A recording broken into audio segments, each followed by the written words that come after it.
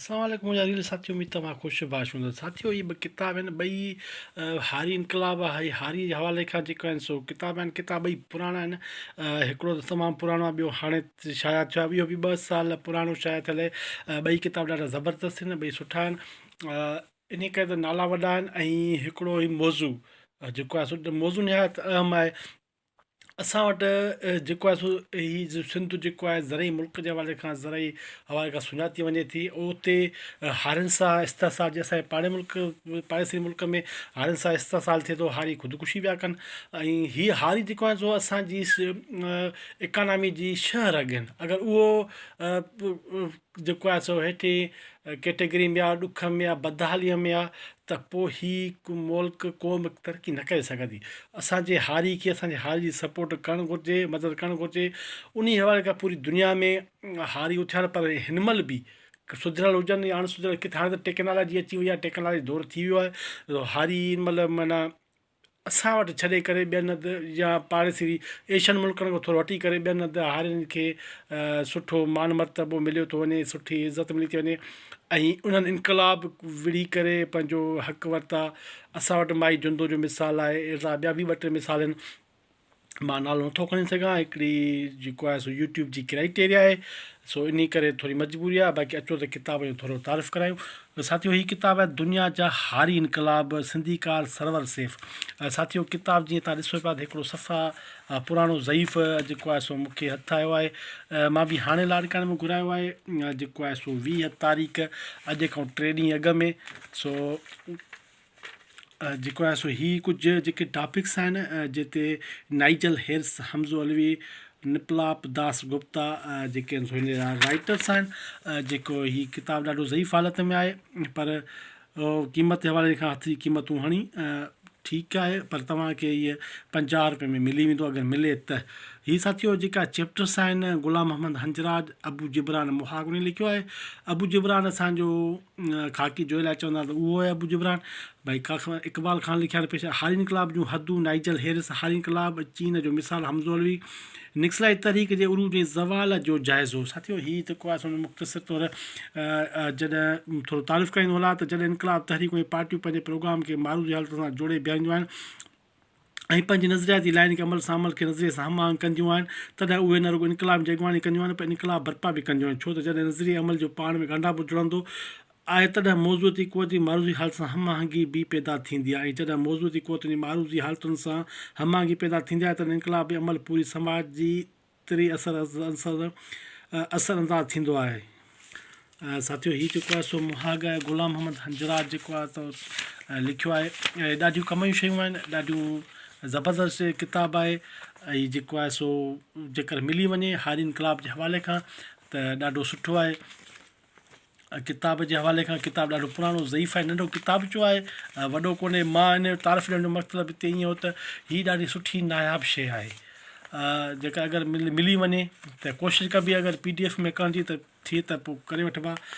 कहिड़ो तबिको इनकलाब बर्पा किरदारु अदा कंदो आहे या अदा करण जी वधीक सारा कंदो, उहो सवालु आलमी इनकलाब जो सभ खां वधीक अहमियत वारो आहे। सुधरियल समाजनि में हिन सवाल जो जवाबु तमामु सवलो आहे, छो त उते पूरे तबिको न रुॻो मक़दारी लिहाज़ खां बल्कि तबिकाती शऊरी लिहाज़ खां बि सभ खां वधीक सुजाॻ ऐं वॾो तबिको आहे। पर अणसुधरियल समाजनि में केतिरनि अलदा हालतुनि जे सबबु करे उहो मसइलो एतिरी सवलाई सां निबिरी नथो सघे। हिन किताब में रुॻो हारी तबिके उनजे इनकलाबी किरदार ते रोशनी विधी वई आहे। हिननि मज़मून जिन पासनि ते बहस कयो वियो आहे से यकीनी पाकिस्तान जे माण्हुनि जे फ़िक्री ॾाप खे अॻिते वधाईंदा।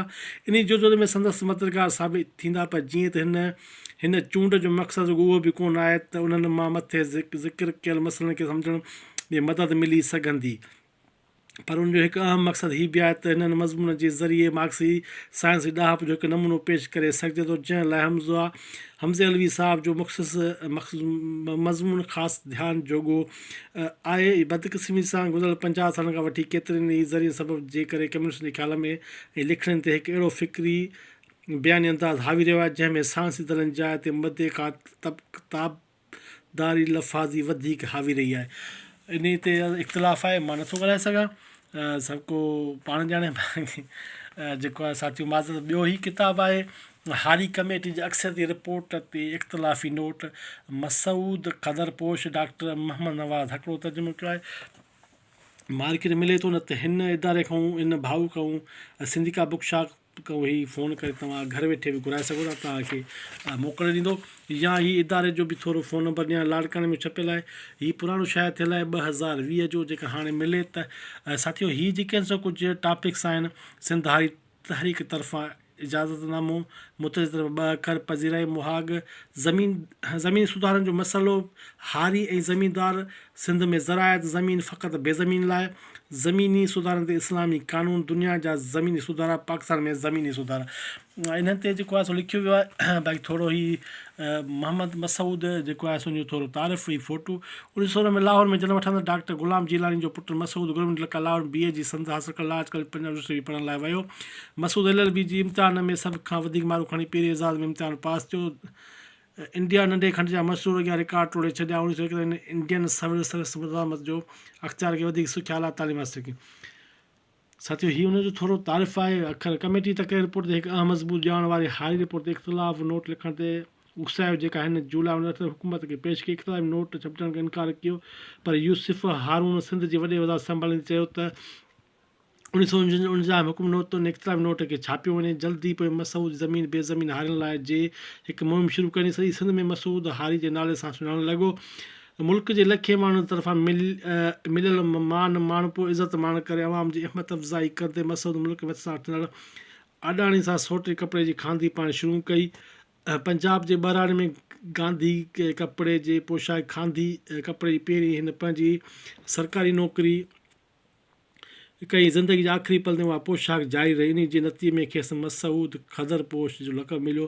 उहो लक़ब जंहिं मुल्क जे ॿिनि मुल्कनि सां संदि गॾु कमु कंदड़ सरकारी कामनि सां खेसि जगानो करे बीहारियो साथियो हीउ थोरो 1976 में मसूद खे डिप्टी कमिश्नर करे नवाब शाह सिंध में बदिली कयो मार्च 1945 में मोहम्मद अली जनाह जे साथ हिकु कमेटी ठाही वई जीअं सिंधी हारियुनि जी गैर इंसानी ऐं बदहाली वारी हालतुनि जी गहराई सां जाइज़ो वठे जागीर सरदारनि जे कारगुज़ारियुनि करण में ॾिसी मसूद खे 4 महीननि वारी नई ठंड हारियुनि जी इंक्वायरी कमीशन में मेंबर कयो वियो साथियो मसूद क़दरपोश मोहम्मद मसूद खांदिया कपिड़ा पाइण जे करे इनखे नालो पियो किताबु सस्तो आहे इहो वॾो महांगो कोन्हे को 100 रुपए में तव्हांखे मिली वेंदो मार्केट में मौजूदु आहे उहे háري बि इंसान आहिनि बिल्कुलु ईअं जीअं ॿिया अक़ली जानवर बि खेनि घरेलू जानवर वांगुरु घिलियो वञे थो खेनि माक़ूल ऐं शऊर भरियो जीवन गुज़ारण जो अख़्तियार ईअं न इनखे इंसान ज़ात जे हुजण जा हक़ अहिड़ा ई त सिंध जा háري जेके आबादी वॾो हिसो आहिनि जेके ज़मीनूं खेॾनि था जिन जे करे ई सिंध खे ख़ुशूसी तरह पाकिस्तान